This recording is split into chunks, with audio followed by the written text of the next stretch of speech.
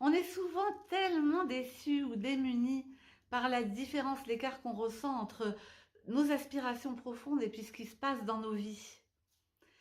Alors, c'est pour ça que je pose la question, et si ce que vous cherchez était déjà là?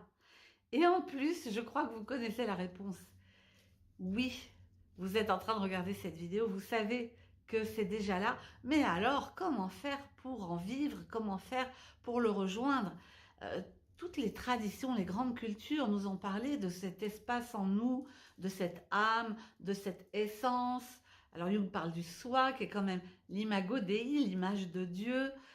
Tout le monde s'autorise à dire que c'est l'espace de vie et de paix en nous. Donc oui, effectivement, c'est déjà là. C'est la raison pour laquelle j'ai fait toutes ces petites vidéos. Vous pourrez les découvrir après si vous ne les connaissez pas. Déjà sur l'ego. Et en même temps, je me suis dit, c'est quand même un peu paradoxal de mettre l'accent sur l'ego. En tout cas, l'ego qui pose problème, parce que l'ego, il peut être parfaitement intégré. Mais vous découvrirez ça dans les autres vidéos. J'ai pas trop envie de parler de lui aujourd'hui. Mais pourquoi j'en parle? Parce que par contraste, ça nous permet de découvrir cet espace en nous. Disons que je vais l'appeler l'essence. Voilà, l'essence de l'être. Parce que on voit avec l'écart, justement, comme on connaît la nuit parce qu'il y a le jour, voilà, dans ce monde dualiste, on est un petit peu obligé de passer par là. Alors là, je me lance un peu dans le grand bain en essayant de faire une vidéo directement sur l'essence. Donc, qu'est-ce qu'on peut dire de cette essence? J'en ai déjà un petit peu parlé. On sent tout de suite que c'est quand même assez intéressant. Toujours en, comment dire, en perspective avec l'ego, je pourrais dire que l'ego s'identifie aux émotions, à nos peurs en particulier. Il s'identifie aux personnages que l'on joue pour pouvoir mieux fonctionner dans ce monde. Voilà, il s'identifie beaucoup l'ego, pendant que l'essence, elle reste toujours la même et toujours paisible. L'ego, lui, il veut avoir raison parce que ça le rassure. L'essence, je pourrais dire, elle s'en fiche d'avoir raison parce que elle est. L'ego, il veut comprendre. Et l'essence, ben, elle observe, elle accueille et elle avance tranquillement.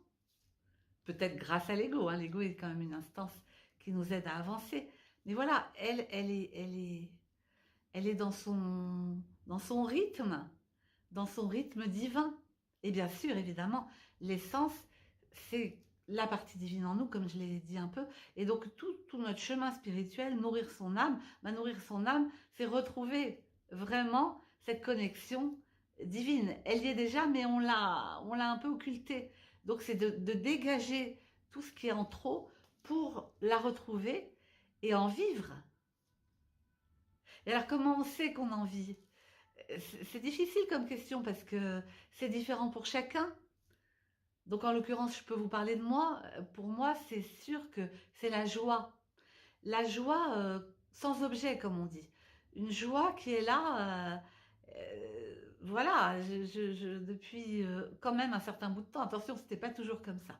Je veux dire par là, j'ai quand même eu des ennuis depuis, voire des gros ennuis, mais elle ne me quitte pas, cette joie. Elle est là. Elle est là parce qu'elle est là. C'est comme ce que je vous disais de l'essence. Donc ça, pour moi, c'est un moyen de la trouver. Peut-être que pour d'autres, c'est plus quelque chose de l'ordre de la paix. Pour certains, c'est vraiment quelque chose du l'ordre du ressenti d'amour, d'un ressenti de plénitude. Ça peut m'arriver par moments aussi. Mais bon, c'est comme s'il y avait des allers-retours et voilà, les sensations changent. Donc essayez de vous demander, vous, c'est ça le but de cette vidéo, c'est votre essence. Alors ça peut aider de mettre une main sur, moi ça m'aide, une main sur le chakra du cœur par ici. Parfois même on dit une main ici. C'est vrai que moi quand je communique avec mon ange, souvent je mets une main ici. Enfin en tout cas moi je sens que je suis appelée à faire ce genre de geste. Ça se trouve évidemment par tous les moyens dont je parle dans la dernière vidéo de la série de Lego, tous les moyens où on apprend à lâcher de plus en plus le mental et à se connecter de plus en plus à son cœur ou à son corps. Moi, il y a aussi beaucoup le corps qui rentre en jeu pour être consciente de mon essence. Et là, je prononce un mot aussi qui est intéressant, la conscience. C'est-à-dire que plus on met de conscience, plus on va en effet ouvrir la porte à l'essence, à l'âme, et lui permettre d'être dans cette connexion. Parce que quand on est en connexion avec les autres, on est en connexion avec Dieu. Quand on est en connexion avec la nature, également, c'est pas juste Dieu perché dans les nuages, et puis c'est même presque l'inverse, je crois. Quand on est en connexion avec nous, plus on se connaît, plus on se ressent, plus on sent ce qui nous habite et ce qu'on a envie de mettre en œuvre, plus on est en lien avec Dieu. Alors je vous propose une petite expérience. Si vous le voulez, vous pouvez fermer les yeux. En tout cas, peut-être un peu baisser les paupières et aller au-delà de l'agitation ambiante.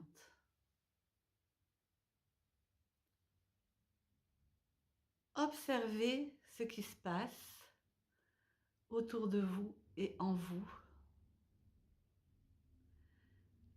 Descendez dans votre cœur. Si ça vous aide, vous pouvez visualiser de la lumière. Et mettez-vous en contact avec le calme.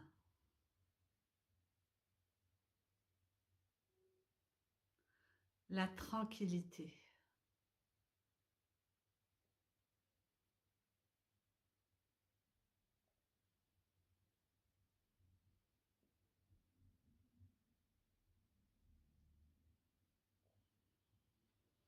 Je pense à cet instant aux paroles du Père Caffarel qui dit « Ô toi qui es présent dans le fond de mon cœur, laisse-moi te trouver dans le fond de mon cœur. » Et j'ai composé une petite musique là-dessus, je la mettrai à la fin de cette vidéo. Ô toi qui es présent au fond de mon cœur.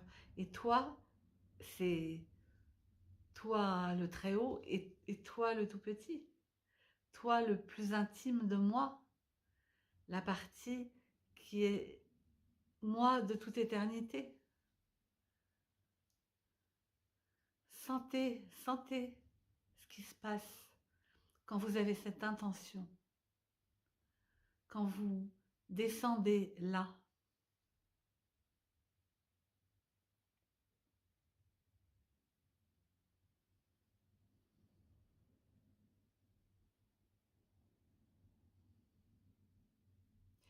Et cette présence, c'est l'essence.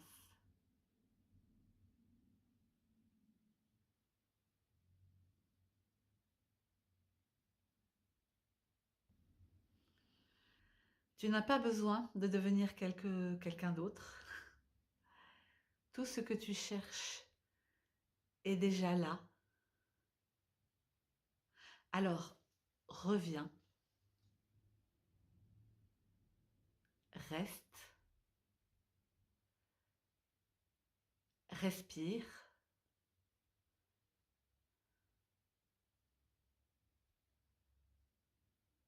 L'essence est là.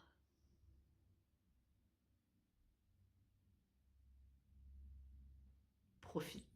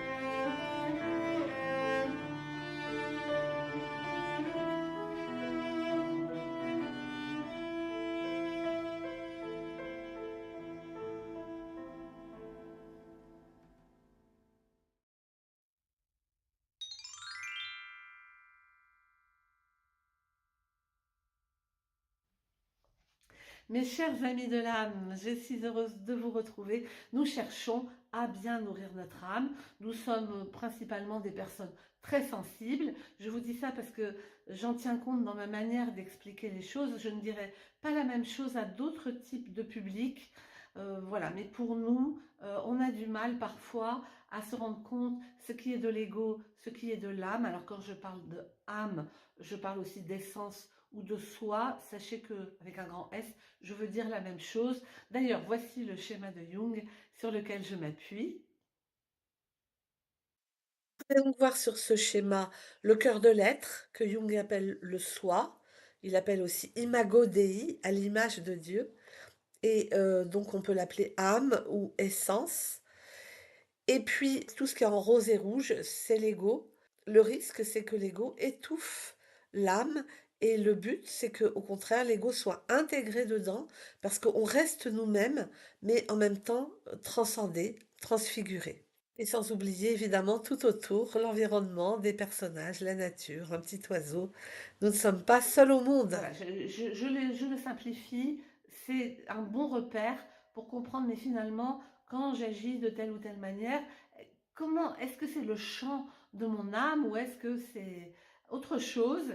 Et ça vaudrait le coup que j'y revienne et que je regarde pour pouvoir évoluer et toujours dans cette idée de nourrir notre âme et de la laisser à la première place en fin de compte. C'est ça l'idée parce que elle a la connaissance, elle a le divin avec elle et elle est une part de nous, on pourrait dire. Et donc, c'est vraiment cette connexion avec elle et cette place à lui donner de plus en plus que nous cherchons à avoir quand nous sommes dans la préoccupation de nourrir notre âme. Donc les 3 vidéos suivantes vont vous donner des éclairages sur l'ego et sur l'essence, soit l'âme. Et ce que j'ai voulu, c'est essayer d'éviter les 2 écueils que je trouve fréquemment dans la vie et sur Internet, etc. Il y aurait un écueil qui est que l'ego, c'est la vie. L'ego, c'est enfin, je m'affirme, je m'assume, je dis qui je suis. Et puis, c'est comme ça que je vais être heureux, heureuse. Euh, alors, je mets des nuances, vous verrez, parce que l'ego, c'est aussi des erreurs d'appréciation. Ce sont ce qu'on appelle des distorsions, c'est-à-dire que à cause de problématiques que j'ai vécues, bah, je vois la vie autrement que ce qu'elle est réellement. Et donc là, il y a quand même tout un chemin à faire de revenir dans le réel et dans la vie et non pas dans ce que je crois de la vie. Donc ça, c'est un des premiers écueils. Trop d'ego, on pourrait dire, trop de survalorisation et une mauvaise compréhension. Et puis l'autre écueil, ben, ce serait de dire l'ego n'est rien. D'abord, il faut l'éliminer. Et puis il y a même tout ce discours sur le fait que c'est une illusion. Alors, je ne dis pas que c'est faux, mais je dis que ça va trop vite quand on nous dit ça. C'est une illusion. Ben moi, je vois bien que si je me mets en colère d'une manière ou d'une autre et que ça vient rétrécir l'espace de l'amour en moi, je le vis réellement. Donc c'est des propos qui sont peut-être vrais, mais à un autre espace, dans un autre espace de nos vies. Et nourrir son âme, ça se veut vraiment concret dans la vie de tous les jours, avec monsieur et madame tout le monde que nous sommes. Et tant mieux si à un moment on a un déclic, on comprend que voilà, il y a d'autres espaces de conscience. Et c'est notre but en nourrissant notre âme, hein. À un moment, il y a ce que je peux appeler une deuxième naissance. J'ai pas envie de l'appeler l'éveil parce que j'ai vu trop de gens se réclamant de l'éveil et que pour moi c'était navrant. Bon, je pourrais un jour m'en expliquer, mais pour moi c'est pas du tout le chemin de l'âme, ce qui était expliqué par ces gens soi-disant éveillés. Euh, le chemin de l'âme, c'est quoi? Bah, c'est de plus en plus d'amour de soi-même et de ce qui nous entoure. Donc c'est pour essayer de rentrer un peu dans le détail de tout ça que j'ai fait les 3 vidéos suivantes. Sachez que c'est un thème tellement grand que par moments je me sens comme devant l'océan à me dire mais comment je vais leur expliquer ça, ou comme cette voie lactée derrière moi, et c'est jamais fini. C'est ça qui est beau, c'est jamais fini. Prenez ce qui est bon pour vous dans ce que j'explique là-dedans et il y aura d'autres choses et on fera d'autres choses.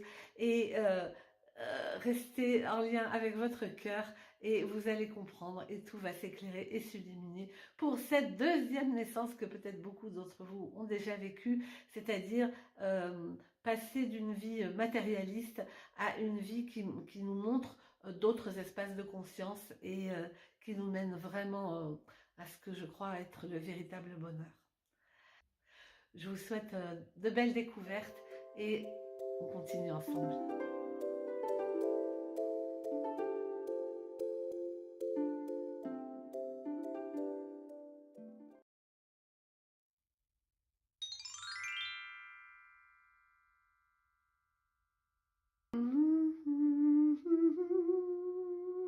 Oh, vous êtes là?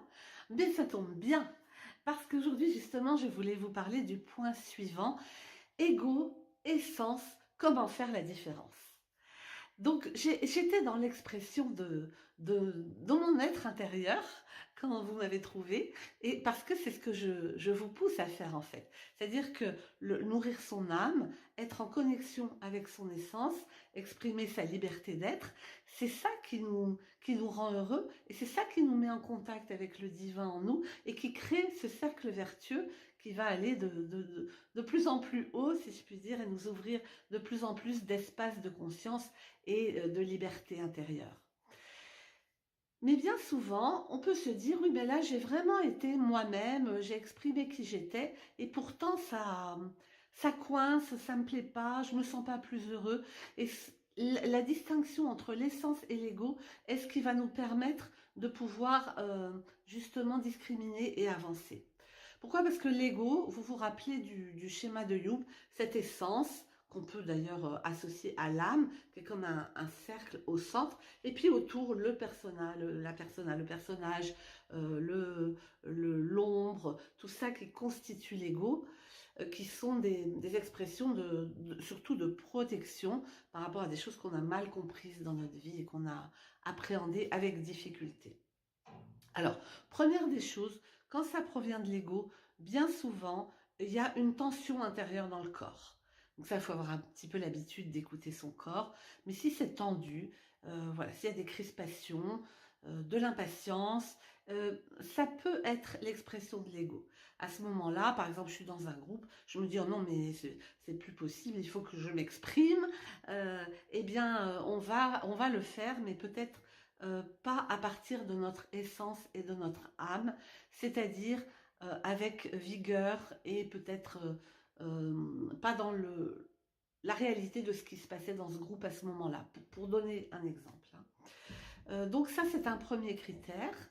Un deuxième critère, c'est repérer qu'est-ce qui me fait agir, qu'est-ce qui pousse cette action.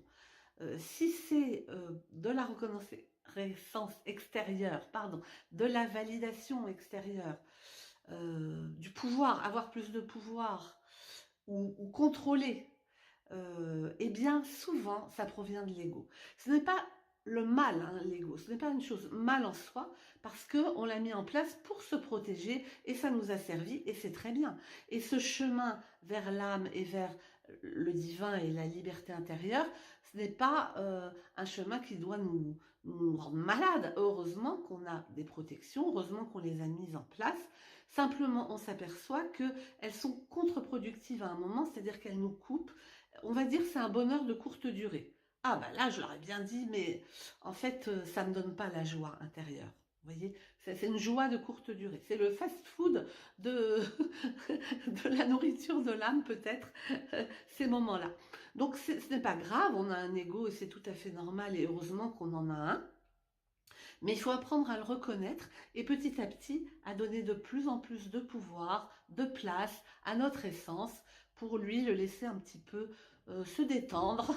Une fois qu'il est bien détendu, être intégré dans tout ce qui est de l'ordre de notre essence. Alors, un troisième critère maintenant, je dirais, qu'est-ce qui a suscité cette action? Ça peut être la peur ou bien l'amour. Alors vous avez deviné, quand c'est la peur, c'est plutôt l'expression de l'ego. C'est-à-dire, ah ben là, oui, oui, là j'ai dit quelque chose parce que là, j'ai peur. Mais il faut déjà arriver à reconnaître sa peur. Le problème, c'est quand on pense que c'est de la faute des autres. Et là, on est un petit peu coincé. Mais si on reconnaît sa propre peur, on peut voir que là, c'est ça qui m'a fait agir. Et c'est plutôt alors de l'expression de l'ego. Quand la réaction provient de l'âme, de l'essence, ça peut être une réaction d'opposition, hein, d'ailleurs, mais elle est tranquille. Elle n'a pas besoin de grandes explications et elle n'a même pas besoin d'être reconnue parce qu'en fait, elle est tellement puissante en elle-même, hein. Elle vient de l'amour, elle vient de la force ultime que de toute façon, elle fera son chemin. Et donc, on comprend qu'on peut lui faire confiance, s'appuyer sur elle et les choses vont se déployer.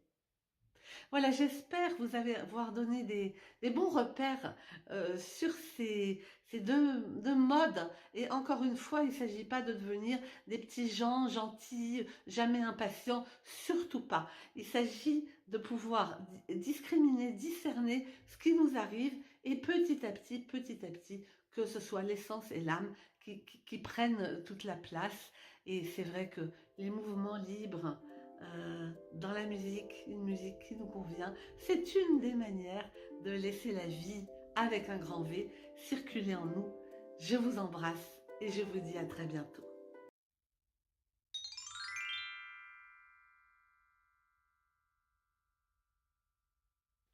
Bienvenue et on continue ensemble ce chemin sur la découverte de nos mécanismes intérieurs, aujourd'hui tout spécialement l'ego, à travers une histoire. C'est toujours bien avec les histoires parce que ça pénètre facilement dans notre cœur. C'est une histoire connue, c'est un livre qui a été écrit il y a quand même de nombreuses années par un Américain qui s'appelle Le Chevalier à l'armure rouillée. Donc je vous dis en quelques mots ce dont il s'agit. C'est un homme qui découvre qu'il a des qualités pour sauver les jeunes filles, un chevalier. Donc c'est ce qu'il fait, il y va et puis il sauve les jeunes filles. Et puis bien sûr, vous imaginez bien qu'il prend des coups à cette occasion. Donc un jour il se dit, bon bah peut-être que si j'avais une armure, ça marcherait mieux. Il met une armure, et ben il a eu raison parce que là, effectivement, il y arrive mieux et ça se passe bien. Et puis, évidemment, on en veut toujours un peu plus. Donc, il se rend compte qu'il pourrait aussi intervenir la nuit, mais c'est très long de mettre l'armure, d'enlever l'armure. Donc, il se dit, bah, qu'est-ce que cela ne tienne, je vais dormir avec l'armure. Et puis, voilà que ça fonctionne bien toujours, de mieux en mieux.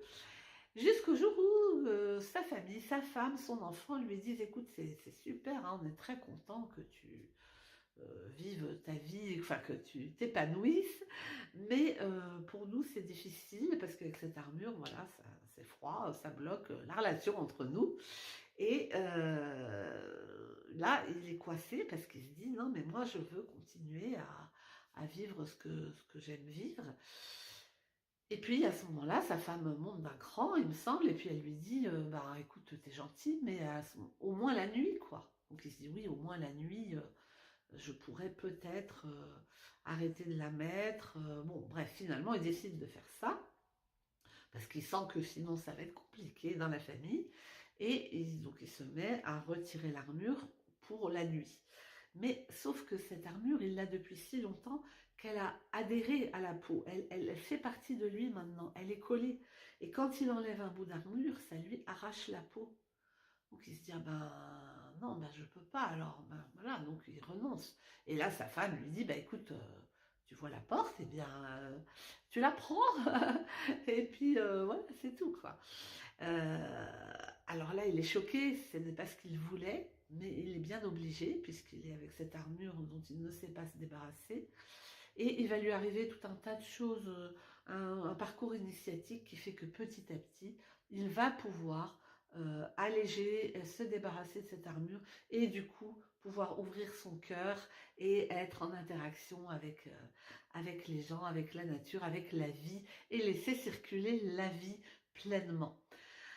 Donc ça, je ne rentre pas dans cette partie-là de l'histoire. L'objectif de cette vidéo, c'est pour vous dire combien c'est pas si simple, le chemin de l'ego. Jung dit qu'on fait 40 premières années on a 40 premières années pour construire son ego et les 40 suivantes pour l'enlever, le retirer et pouvoir petit à petit être une personne complètement dans l'âme, quoi, avec l'âme pleinement nourrie. Bon, moi je pense que ça arrive déjà bien avant où on se rend compte quand même que ces protections-là, elles sont à double tranchant et que ces murs ces murs ou ces, je pourrais dire un peu comme le bonhomme Michelin, là, comme un gros bibin d'homme, on a gonflé les trucs autour de nous, bah, on titube et qu'à un moment, ça fonctionne plus.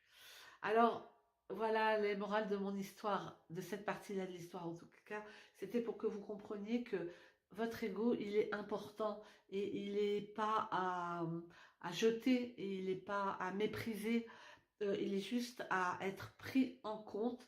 Voilà ce que ça m'a permis et comprendre que si l'amour prend le relais, c'est cette force-là qui sera plus forte que toutes nos protections.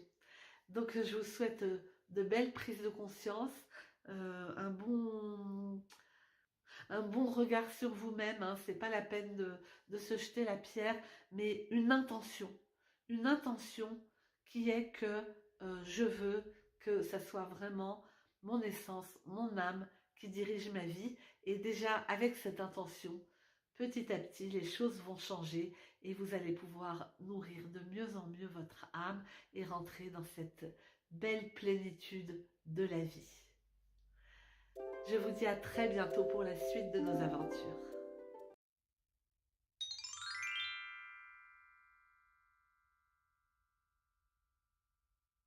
Bienvenue, bienvenue à tous. Donc dans cette série sur l'ego et puis l'essence, l'âme, le soi, selon les auteurs, selon les cultures, selon les regards portés sur l'humain, j'ai trouvé une image que j'ai trouvée vraiment intéressante. Et là, c'est plus pour me mettre du côté de l'essence. Alors, je vous la montre tout de suite.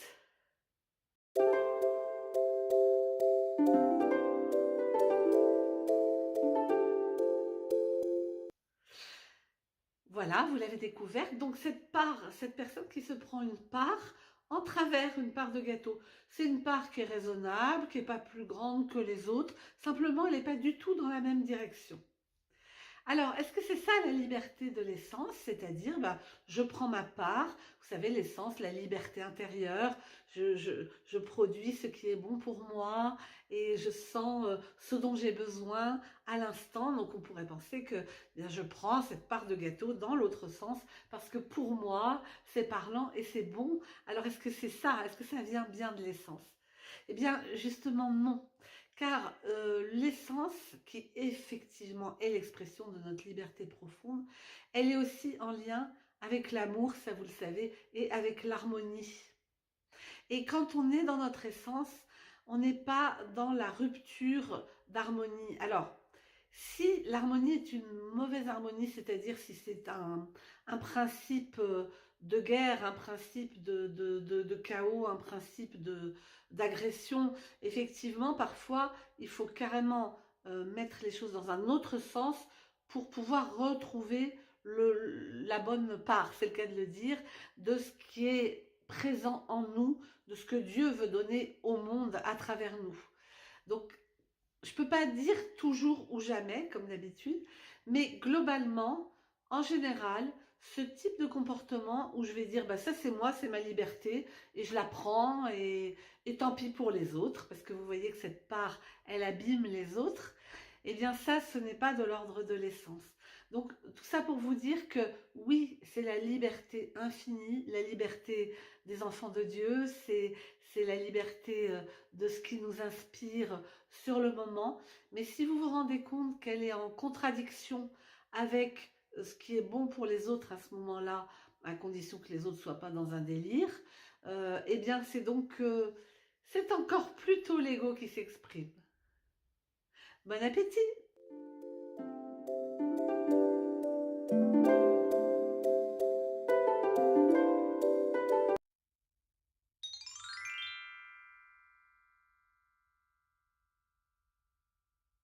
Voilà, nous arrivons à la fin de ce voyage autour de l'ego. Vous voyez maintenant, c'est le printemps derrière moi, le décor est changé, tout va bien. Nous savons détendre notre ego. Alors, qu'est-ce que nous avons vu dans les vidéos précédentes? Nous avons vu par exemple que d'exprimer le mouvement de la vie, d'exprimer sa liberté intérieure en lien avec l'harmonie avec les autres, tout ça, ça détend l'ego. Apprendre à le reconnaître, ça c'est ce qu'on a fait aussi dans les vidéos d'avant, et puis apprendre à voir ce qui est beau en lui, c'est-à-dire pourquoi il est là, à quoi il nous a servi, et ça c'est très important parce que du coup, ça lui permet de se détendre et se dit bon voilà, on a compris, donc c'est bon maintenant, j'ai peut-être moins besoin d'agir, et ça vous pouvez lui confirmer, mais oui, tu peux aller te blottir dans mon cœur, avec l'essence, au lieu de l'âme, et là voilà, tu vas pouvoir vivre plus paisiblement, plus tranquillement, et puis moi aussi par la même occasion. Alors, qu'est-ce qu'on a encore? Être attentif aux autres, à l'harmonie qui nous unit, et transformer la peur en amour. Alors, c'est pas forcément évident, hein. Et tout ce que je vous dis, ça prend du temps. Parce que quand on a peur, voilà, il y a plein de choses qui viennent par notre mental, qui viennent nous dire qu'on a raison d'avoir peur. Et donc, c'est ça, hein. Plus on laisse la place au mental, plus l'ego se renforce et se renforce. Donc, vous connaissez maintenant toutes sortes de techniques qui font lâcher le mental, qui font rééquilibrer les 3 centres d'intelligence en allant plus dans son corps, plus dans son cœur. Vous en trouverez partout. Pour l'instant présent, lisez Le pouvoir du moment présent d'Eckhart Tolle. Bon là, c'est merveilleux. Moi, je le relis régulièrement. Donc, en cessant d'être tourné vers le passé ou le futur. Alors, il y a un truc qui est sûr, c'est que l'ego, quand il écoute, c'est pour répondre. Ou éventuellement pour se justifier. Donc si on peut rentrer dans une écoute paisible, tranquille, qui accueille ce que la personne dit et non pas ce que j'ai à dire par rapport à ce que cette personne dit. Ça change tout. Et puis donc éviter les défenses, justifications, le besoin d'avoir raison en permanence. Voilà, non, la vie est beaucoup, beaucoup plus grande que ça. Même si ça vous paraît logique, même si vous pensez que parce qu'il y a la guerre ici, il va y avoir la guerre là, que ça va se passer comme ça, que les choses vont, que la conséquence ça va être ça, je pense que vous pouvez revenir à des moments de votre vie où vous avez cru à des choses qui ne se sont pas produites. Ben oui, parce que la vie, elle a plus d'un tour dans son sac, surtout quand on l'unit à l'amour. Donc écoutez, chantons avec les oiseaux et je pense que maintenant vous allez pouvoir de plus en plus aller vers une vie plus légère qui donne de l'espace, de l'ouverture à l'ego et qui ne justifie pas toutes ces petites manies. Allez, je crois que c'est parti, on avance ensemble et évidemment tout ce que vous pouvez faire sur le plan spirituel, ça peut être avec nous ou avec d'autres, et bien ça va beaucoup aider notre ami l'ego. À très bientôt.